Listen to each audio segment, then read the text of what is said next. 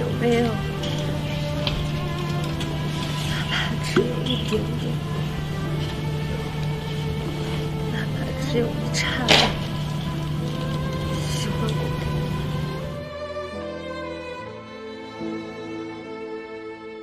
没有，没有，一点都没有。好 ，OK， 再见。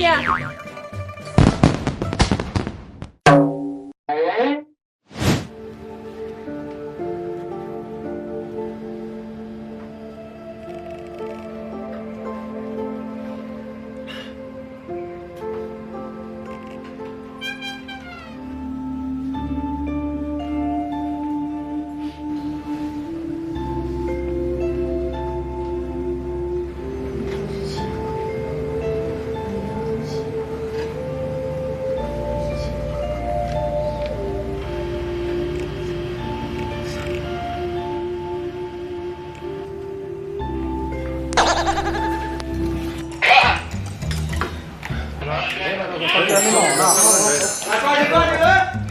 了，开机！3、2、1，开始！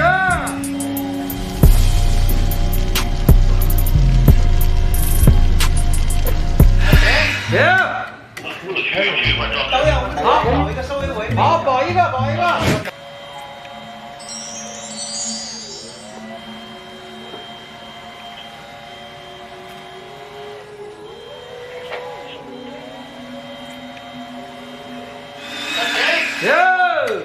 把这边弄过来，这边有出来了。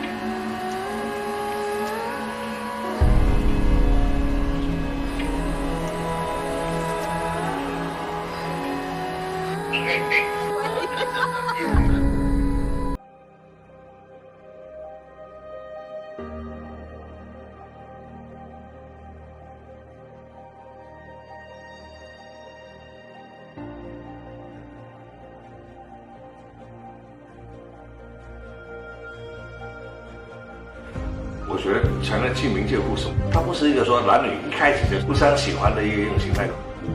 谭台烬到苍九明最多的情感还是萦绕在李苏苏身上，就叶惜雾身上。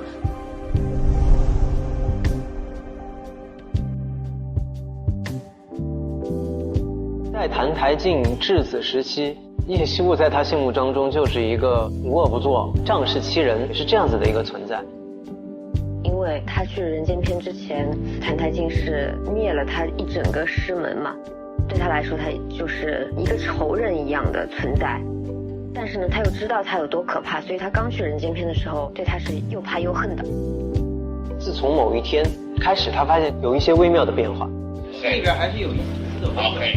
我觉得林叔叔对谭台烬的改观是从一些梦境中看到了谭台烬的过去。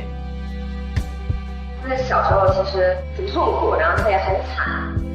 他们两人之间就会有一些非常微妙的一些气场的交流，他会觉得这个女人开始变得有一些琢磨不透。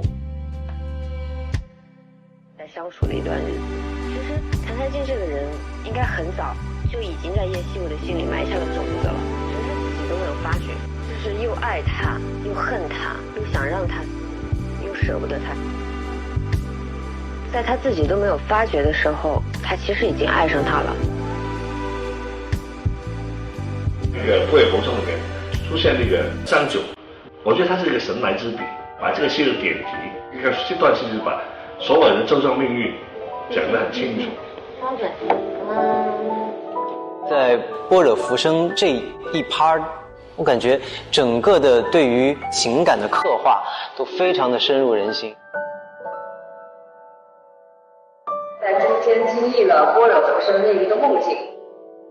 明夜，你说话呀！明夜，你在梦境中相爱相杀，你经历了一世。等那个梦境出来了以后，其实那个时候叶希武对谭台烬的感情就发生了改变。这就是两个主人公在《般若浮生》这个副本之后，在情感上他们有了一个巨大的觉悟和启发。时空的转变交集里把两个人的情感重新再调整出来。叶希雾为了让他不成为魔神，抽走了他的血骨。他与黎苏苏再在仙门中重逢之后，他就变成了苍九明。命运又把他们推向了一个不可选择的悲壮的命运。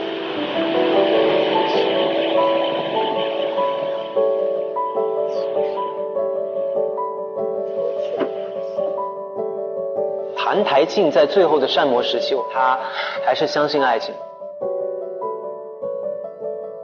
他跟谭台烬之间的关系，好像是一种羁绊，就是我不能爱上这个人，但是我注定会爱上这个人，但是他们俩人注定不会有好结。他们走到最终的时候，既没有渐行渐远，也没有对彼此恨之入骨，反而恰恰是最爱彼此的时候。对于谭台烬来说，爱情就是他生命当中的那束光。是因为他认识，不是其他人。他的一切都是以谭台烬开始的，包括是以谭台烬结束。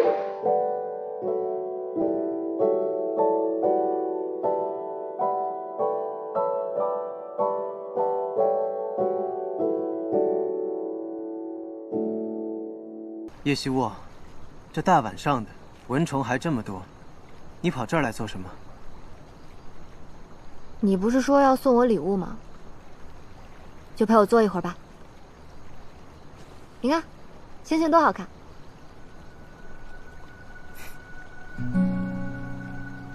坐。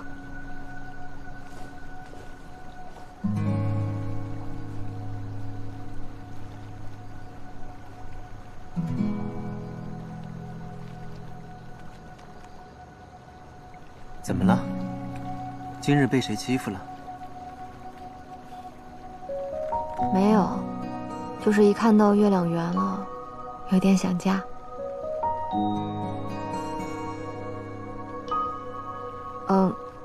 不是宫外那个家，是小时候的家。小时候？那附近也有一片湖，到了夏天，湖水又清又凉。